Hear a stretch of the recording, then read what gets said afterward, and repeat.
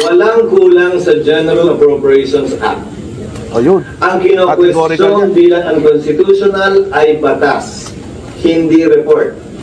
Dito ang kauna-una ng pagkakataon kung sakasakali na may madedeklarang unconstitutional na report. Gusto ko yung sinabi na yun ni Cheese. So, promise, gusto ko yun. Ang bagay na tinatawag na unconstitutional ay batas, hindi report.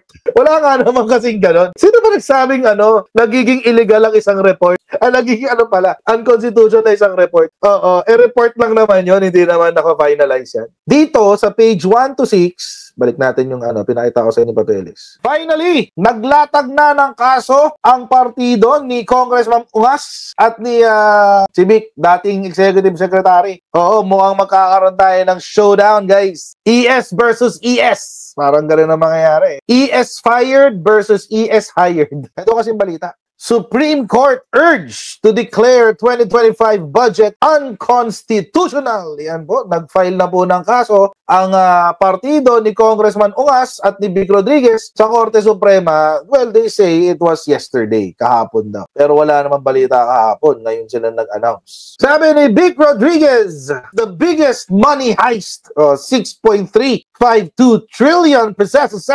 Inihain na kahapon ang petisyon sa Korte Suprema na humihiling na maisantabi at ipawalang bisa ang illegal, kriminal at unconstitutional na 2025 budget. According to their interpretations.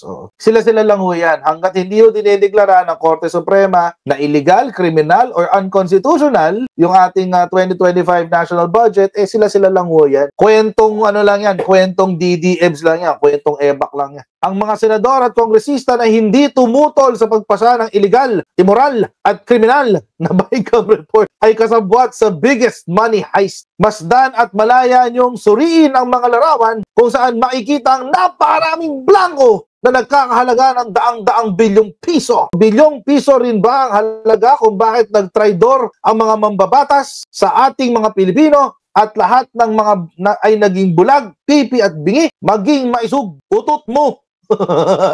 Yun ang tamang sagot dyan. Utot mo, Vic Rodriguez. Ayan, ito yung sinasabi niya. Ayan. Sinong respondents? Respondents are Martin Romualdez, Cheese Escudero, so si House Speaker, si Senate President, and E.S. Bersamin. Sila pa yung mga matitin. Well, dalawa dyan, abogado, si Cheese tsaka si E.S. Bersamin. Sino pa yung ibang petitioners? Isidro Ungab, Rogelio Mendoza, mga hindi nakilala to. Baka parang na-ride na lang yan. First page lang naman ang nilagay. Nasaan yung ibang pages? Ito na agad, sa blanco na agad. Wala yung laman. Wala yung argumento nyo. Puro blanco lang ilalagay nyo din. Pero mga kutsero, kahapon, pinag-usapan na ho natin ito.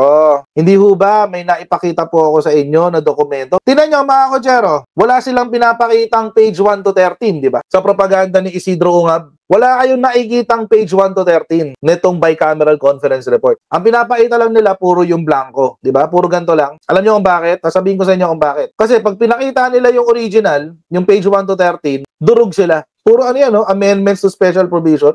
Amendments to special provision. Matudurog sila. Pag pinakita nila yung page 1 to 13, durog sila mga kutsero. Legit yan. Yung kay Isidro Ungab, ang pinost lang niya, yung page 1. Pakita ko sa inyo Kaya alam mo nagsisinungaling Puti, hindi pa rin binubura. Ito yung kay Isidro Ungab. Papakita ko sa inyo. This is the signed bicameral conference committee report received by the House Bills and Index Services dated December 11, 2024. This is the evidence that there are 13 pages, blah, blah, blah. Okay, na may blanco daw. Okay, click natin yan. Nag-iisang page. Pag tinignan mo yung iba, talo na doon sa special amendments. Amendments pala to special provisions. Tumatalon-talon wala na. Yun lang yun. Isang page lang nilagay niya. Sana pinost niya yung itong buong 13 pages, di ba? Di sana naniwala pa tayo sa kanya. Paano na ngayon yan? Ito, puro mga state colleges and universities. May Region 11 pa, Davao. Diba? Bangsamoro andito rin. DENR andito rin, di ba? Hindi tayo titigil lang kakaulit. Ulit-ulitin lang din natin hangga't magets nila. Tapos mga kutsero, nagsalita rin kanina, pinatutsadahan na ng bahagya ni Cheese Escudero. Pinatutsadahan na kanina ni Cheese Escudero. Ano sabi ni Cheese? No need to fear petition on 2025 budget report. Wag daw matakot. Ba't ka tatakutan yan? Oo, pakinggan natin sinabi ni Cheese Escudero. Accusation niya, lalo na sa bigat ng trabaho ang pinagdaanan, hindi lamang ng mga chairpersons at mga vice chairpersons ng Senado at ng Kamara, pero pati ng staff ng Senado at ng Kamara. Para sa akin, mas hudyat o simbolo yan kung gaano na kainit ang politika sa ating bansa na bawat isang bagay na lang, malaki man o maliit, ay pupunahin, dadalhin sa korte, reklamuhan at ipepreskon. Pero bahagi yan ng sistema natin ng demokrasya sa ating bansa. Hindi yan dapat kinakatakutan. Hindi yan dapat tinatakbuhan palayo. Hinaharap dapat yan. Dahil ika nga, dapat lamang naman lahat ng opisyal ng pamahalaan sumagot sa katanungan at maging accountable sa anong ginawa o hindi nila ginawa. At sa dulo, kung hindi magkasundo, korte ang magpapasya kung ano at sino nga ba ang tama o mali, merong pagkukulang o wala. Walang kulang sa General Appropriations Act. Ayun. Ang kino-question bilang unconstitutional ay batas, hindi report. Ito ang kauna-una ng pagkakataon kung sakasakali na may madedeklarang unconstitutional na report. Gusto ko yung sinabi na yun ni Cheese. So, promise, gusto ko yun. Ang bagay na tinatawag na unconstitutional ay batas, hindi report. Wala nga naman kasing ganon. Sino ba nagsabing nagiging illegal ang isang report? Nagiging unconstitutional na isang report. Oo, report lang naman yun, hindi naman naka-finalize yan. Dito, sa page 1 to 6, balik natin yung pinakita ko sa inyo ni Papeles. Dito, sa page 1 to 6, sa page 1 to 13, yun ang basis ng GAA. Yung amendments to special provisions, hindi ho yan kasama sa GAA. Or sa GAB, General Appropriations Bill. Ito yung kasama sa GAA. Itong page 1 to 13. Itong amendments, hindi naman kasama yan sa GAA. Sinusulatan nga lang ulit ito kapag merong kailangang baguhin. Pag may hindi na pagkasunduan ang Kamara at ang Senado, yan, dyan sila magsusulat sa amendments. Kaya tama ho yung sinabi ni Senator Cheese. Wala pa hong report na nagiging unconstitutional. Batas, oo. Marami ng ganon. Marami ng dineclare na batas na unconstitutional. Yun din po nasa Constitution. Laws lang ang pwede i-declare na unconstitutional. Doon yung batas din ay unconstitutional.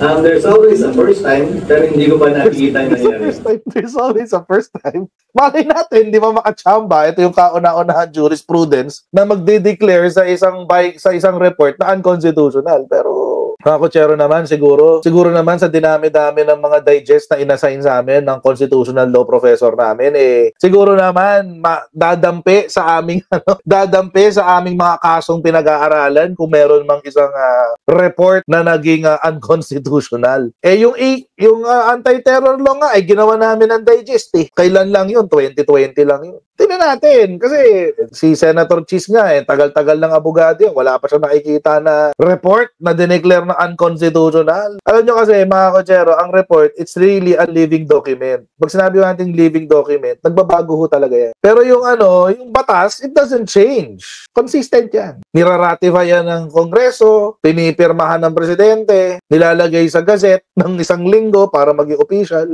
Batas yan Hindi pwedeng yan. Nagbabago pa yan. Kaya nga ang pwede lang magpabago sa batas ay amendments Oo, or paparepeal mo yung batas. Kaya nga hindi natin matanggal-tanggal yung EO number 1 tsaka EO number 2 ni Cory Aquino. Kahit executive order lang. Bakit? Kasi nung panahon na yon, nung si Cory Aquino ang nagutos na executive order, she is both Congress and the President. She has the power of the legislative. So whatever yung ginawa niya, whatever yung sinabi niya, batas yun. Pero meron pa isang nag-comment maliban kay Cheese Escudero. Si Bersamin meron na rin sinabi. Ito yung sabi ni Bersamin. Too soon! Masyado pang maaga para mag-comment. Oo, masyado pang maaga. Dudurugin na ito yan, sigurado. Dudurugin ito ni E.S. Bersamin yan si Vic Rodriguez. Maniwala kayo. Too soon to comment. I have yet to be served. Ay, yan tayo, delegado. Matakot kayo pag nagsasalita ng ganyan yung abogado nyo. Yung kalaban yung abogado. Naghihintay pa ako Hence, I have not seen the contents. After that, the comment will go through the Solgen. Solgen. Bakit? Kasi ang Solgen, mga kutsero, ang abogado ng gobyerno. Hindi pwede magrepresenta si E.S. Bersamin dyan. Si Solgen talaga dapat ang sasagot. Pero, mga kutsero, kung narinig na natin yung interview ni E.S. Bersamin tungkol dyan, meron na tayong idea kung ano ang kanyang isasagot. Ito ho yung recent na interview sa kanya tungkol dyan sa issue na yan. Pakinggan natin. Kung Ungab na nagpunta po sa inyo para ipakita yung claim nila na may mga blank items po talaga. Hindi namin kailangan kausapin si Congressman Ungab. Siya ang magpapatunay sa kanyang sinasabi. Kasi wala kaming kinalaman sa kanya. Wala kaming kinalaman sa blanks. That's his invention. If there were really true omissions, Let the Congress, the lower house or the upper house explain kung meron. Pero patunayan muna kasi ang hirap sabihin niya na meron talaga. Hindi namin alam eh. Wala kami, up to that point, hindi kami involved. That's his invention. Kung may reklamo si Kong Ungab, that's his invention. Oo, baka nakabatak din ng fentanyl si Kong Ungab. Oo, nagha-hallucinate. Oo, nagha-hallucinate. Ano yung kanina? Ano yung bagong issue? Iba daw yung laman ng GAA sa sa BICAM report. May mga adjustments. Natural. Bakit? Bawal ba? Illegal ba? Mag-veto ang Pangulo? Illegal ba mag-conduct ng magkaroon ng adjustments maggawa ng adjustments ang lower house?